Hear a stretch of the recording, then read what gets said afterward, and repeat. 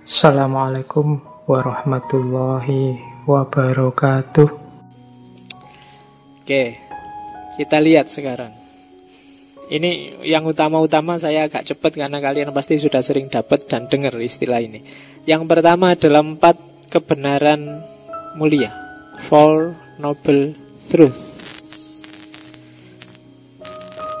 Nyawanya agama Buddha ada di 4 ini.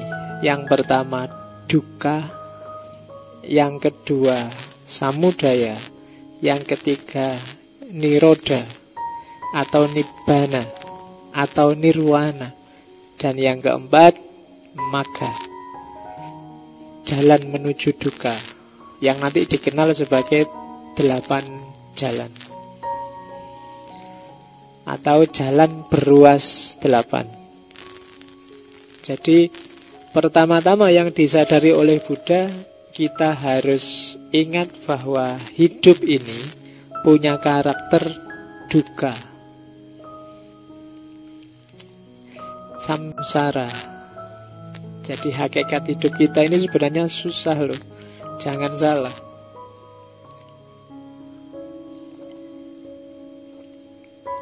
Coba dicermati. Kalau di Siddhartha ada 3 jenis penderitaan, ada 3 jenis dukkha.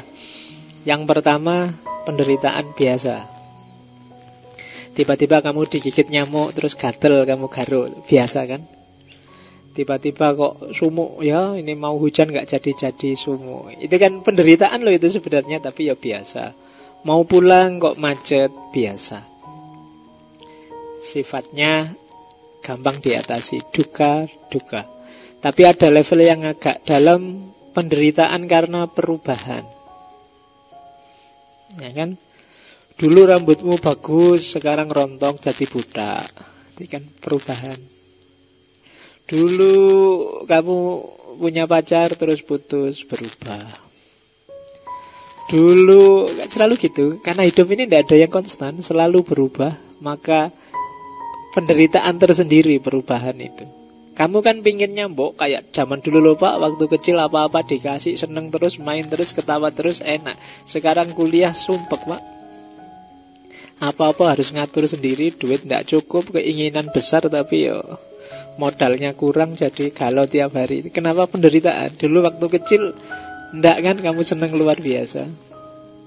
Maka kenangan itu kan sesuatu yang sangat pingin kamu ulangi lagi. Kadang-kadang kenangan jelek aja kamu pingin kembali ke sana. Wah, zaman aku kecil itu waktu dimarahi Pak Guru itu. Kamu ketemu gurunya yang dulu marahi kamu itu loh, merasa wah, kembali ke masa lalu enak ya. Karena perubahan itu menyakitkan, katanya Buddha.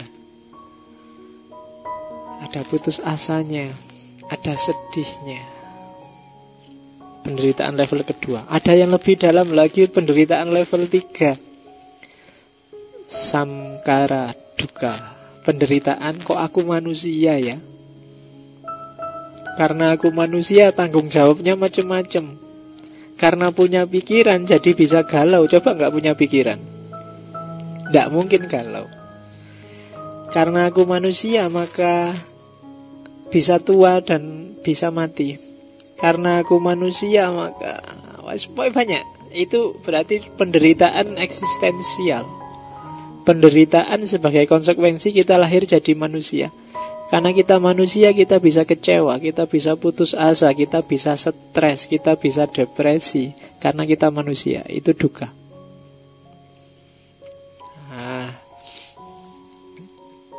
Setiap momen kehidupanmu coba cek. Di situ ada fenomena kamu tidak berdaya, kamu tidak bisa ngontrol, dan kamu tidak kuasa. Ngaji filsafat, kamu anggap enak. Ya kadang-kadang kamu tidak paham yang diomongkan apa. Kadang-kadang kamu juga bingung. Kadang-kadang kamu juga ngantuk. Oleh itu kan dukkha, penderitaan. Jadi kuliah, coba cek, banyak sekali yang kamu tidak bisa ngontrol 100% hidupmu. Itu penderitaan yang luar biasa. Maka sadari itu dulu. Kalau kamu nggak sadar ini, hidupmu akan berat luar biasa.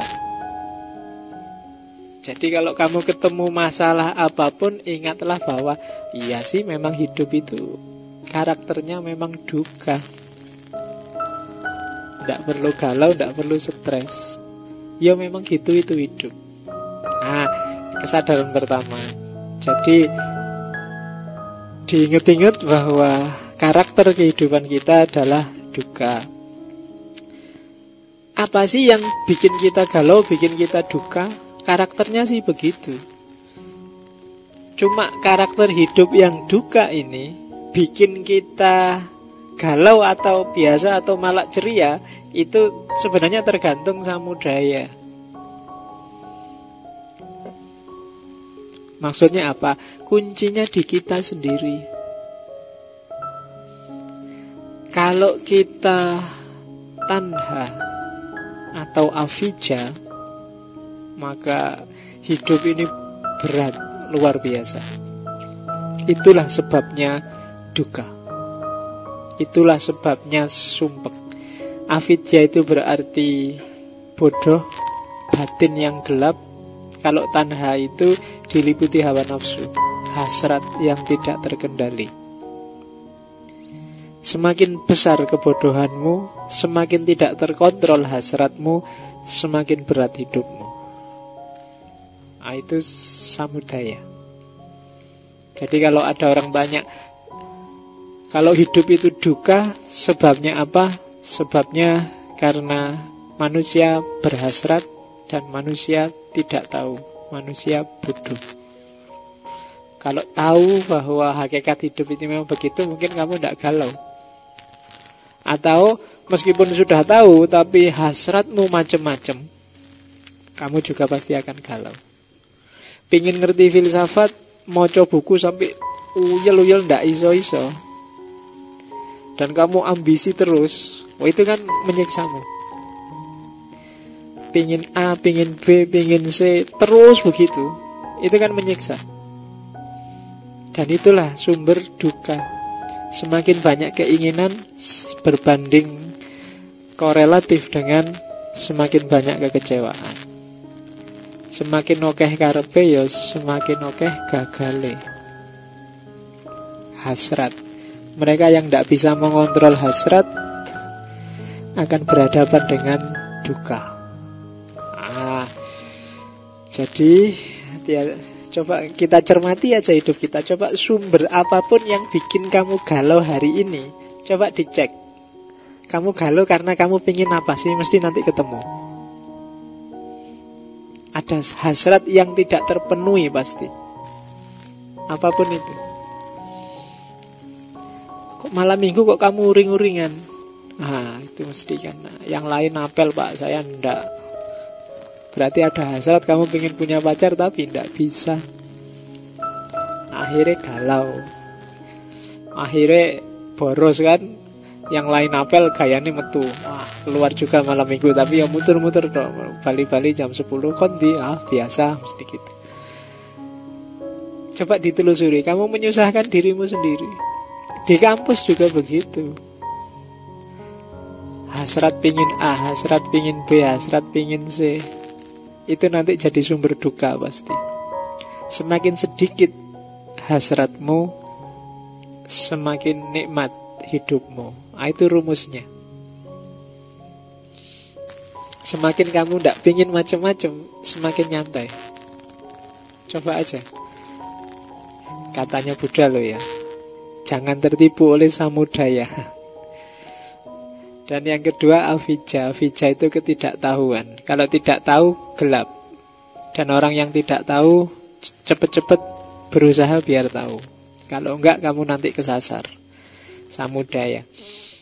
Dan yang ketiga, sebelum nanti yang keempat, karena sebenarnya harus yang keempat dulu. Gimana cara melenyapkan duka. Itu yang ada 8 jalan.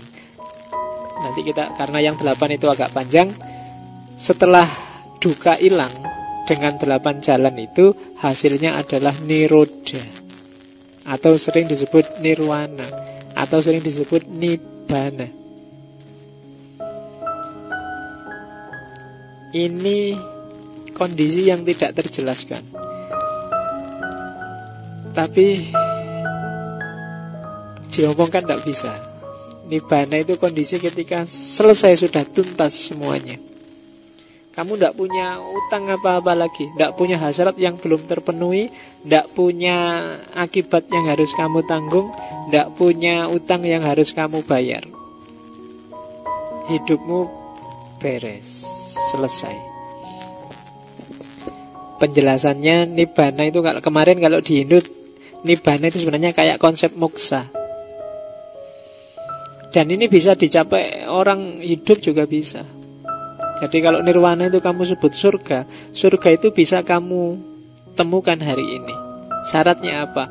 Singkirkan duka, hapus ketidaktahuan, hapus semua hasrat, bayar semua utang, tanggung semua akibat yang harus kamu tanggung sampai selesai.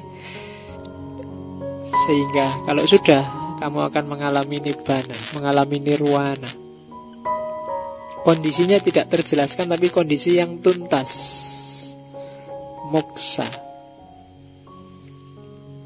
Kalau para sufi itu sudah kondisi lahutiyah, kondisi ketuhanan. Itu nirwana. Jadi nirwana tidak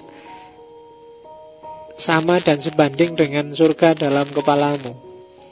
Kalau dalam kepalamu surga itu kan bangunan yang besar, luar biasa. Di sana banyak bidadarinya, kamu minta apa aja dikasih. Tidak, kondisi nirwana itu kondisi ketika batinmu sudah tentram luar biasa. Kamu sudah puas dengan segalanya, tidak ada utang apa-apa lagi, semua hasrat sudah selesai. Di situ kamu mengalami nibbana, nirwana. Oke, ini mungkin agak susah di level kita, tapi pokoknya kamu benchmark aja, kamu catat aja, ada loh gaya berpikir semacam ini. Atau jangan-jangan ini alternatif untuk menjelaskan surga kita yang sangat fisikal, sangat person dan material. Intinya ini nanti maga. Atau kalau di bahasa Jawa kan jadi marga, jalan, bahasa Jawa loh ya. Makanya ada jasa marga, jasa yang melayani urusan perjalanan. Cuma itu, kalau jasa marga bisa korupsi, tapi kalau ini tidak bisa. Kalau korupsi ya urusanmu dewe. Jalannya apa? Untuk tadi kita bebas dari samsara, bebas dari roda reinkarnasi, biar kamu gak capek lahir kembali. Tempuh 8 jalan. Namanya jalan mulia berunsur 8. Ini kelihatannya sedikit, cuma 8, tapi kalau dijalankan ya berat luar biasa. Kalau Musa punya 10 commandment, jadi 10 perintah Tuhan. Kalau Buddha cuma dikasih 8. Tapi yang 8 ini jauh lebih berat menurut saya daripada yang 10. Yang 10 itu kan agak material. Jangan membunuh, jangan berbohong, jangan kan. Tapi ini agak berat 8-nya. Yang 8 itu bisa dikategorikan jadi 3 kategori: kebijaksanaan, wisdom, kategori moralitas, sila, dan kategori samadhi, konsentrasi. Kebijaksanaan kalau di Buddha isinya 2, bahwa kamu harus punya pengertian yang benar dan punya pikiran yang benar. Ini yang berat. Mengejar 2 ini aja kita ngaji sampai 70 kali lebih kan masih belum nyampe-nyampe. Pemahaman yang benar tentang hidup dan pikiran yang benar. Kita mikirnya masih melenceng-melenceng. Mungkin situasinya nggak mendukung. Karena saya lihat hari ini yang masuk di kepala kita kalau ndak TV internet atau koran. Dan TV, internet, koran itu kan isinya mengacaukan isi pikiranmu. Kamu ndak bisa punya pikiran yang benar dari TV, pengertian yang benar dari TV kamu ndak nyampe. Maka pinter-pinter memilah. Bahkan buku pun sekarang kamu juga harus hati-hati kan. Sekarang setiap orang bisa nyetak buku, murah sekarang. Kamu dengan biaya 100-200 ribu bisa punya buku. Jadi buku itu sebenarnya karya yang agung luar biasa, sekarang sudah ecek-ecek. Kamu ke toko buku itu sampulnya apik-apik, begitu dibeli, dibuka di rumah, aduh. Daripada beli ngenet tapi podo wae, isinya cuma kayak gitu kan. Iya, menipu. Kamu nggak dapat pengertian yang benar dari sana. Pinter-pintermu hari ini akhir-akhir ini kan memang pikiran kita kacau luar biasa. Kadang logika kita kebolak-balik. Pengaruh WhatsApp, pengaruh Facebook, pengaruh Twitter, pengaruh itu kan bolak-balik. Benar dan salah sekarang tidak karu-karuan. Maka latihanlah cari pengertian yang benar dan pikiran yang benar. Kalau sudah beres itu, baru kamu latihan jadi orang yang bermoral. Ngomong yang benar, berbuat yang benar, dan bekerja yang benar. Kalau wisdom 2 yang pertama belum, kalau kamu tidak punya yang pertama, berarti kamu susah nyari yang benar. Kalau kamu nggak punya yang pertama, kamu tidak akan bisa ngomong yang benar. Kalau nggak bisa ngomong yang benar, ya kamu tidak punya pengertian yang benar. Yang kamu lakukan juga pasti tidak benar. Kerjaanmu juga nanti juga tidak akan benar. Jadi kuncinya ada di wisdom, di filsafat, di hikmah. Kalau yang pertama kamu tidak punya, yang kedua kamu tidak akan bisa nyampe, yang ketiga apalagi tidak akan bisa jalan. Itu yang tadi disebut basis. Itu yang sejak tadi dicari oleh Siddhartha. Wong sama-sama hidup ini samsara loh, kok dia bisa senyum-senyum? Kenapa? Dia sudah ngerti mana yang benar. Sementara kita yang merengut tiap hari, teriak-teriak, marah-marah tiap hari, sinis tiap hari. Ya kan, tiap hari kan coba bikin meme itu kan sama dengan sinis pada apapun tiap hari, terus kehilangan wisdom. Kalau kehilangan wisdom, kehilangan basis. Kalau sudah ketemu wisdom, ngomongmu pasti akan benar karena kamu ngerti kebenaran. Dan yang kedua, perbuatanmu juga pasti akan benar karena dasar fondasimu benar. Kerjaanmu juga pasti akan benar. Kalau yang pertama dan yang kedua sudah, baru kamu mikir peningkatan kualitas diri, pengembangan diri. Jangan-jangan aku hidup itu untuk apa, mau kemana, tujuannya apa. Jangan sampai mengulang kesalahan yang sama. Harus selalu naik kelas. Yaumuhu khairun min amsihi terus. Nah, itu nanti butuh level ketiga, konsentrasi. Isinya 3, daya upaya yang benar, perhatian yang benar, harus fokus. Dan yang ke-8, konsentrasi yang benar. Nah, jadi itu jalan mulia berunsur 8. Kalau kalian bisa menjalankan 8 ini muter, maka kalian akan bebas dari lingkaran samsara tadi, dari sebab akibat yang menjebak tadi. Nah, itu wahyu yang diterima oleh Siddhartha Gautama. 8 jalan kebenaran. Nah, makanya tadi tak bilang diomongke penak, cuma dilakoni abot.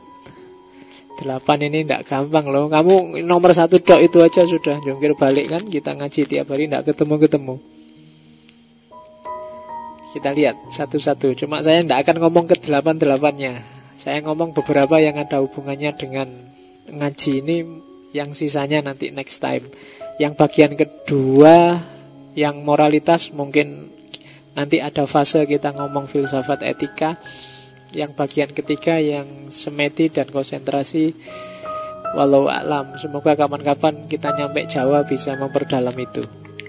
Oke, untuk malam hari ini saya cukupkan sekian dulu. Mohon maaf kalau ada yang kurang berkenan, mungkin 1-2 kekurangan apa, mohon dimaklumi. Kalau ada kekhilafan, kealpaan yang teman-teman ngerti benernya seperti apa, ya silahkan disampaikan. Kurang lebihnya mohon maaf. Wallahul muwaffiq. Wallahu a'lam bissawab. Wassalamualaikum warahmatullahi wabarakatuh.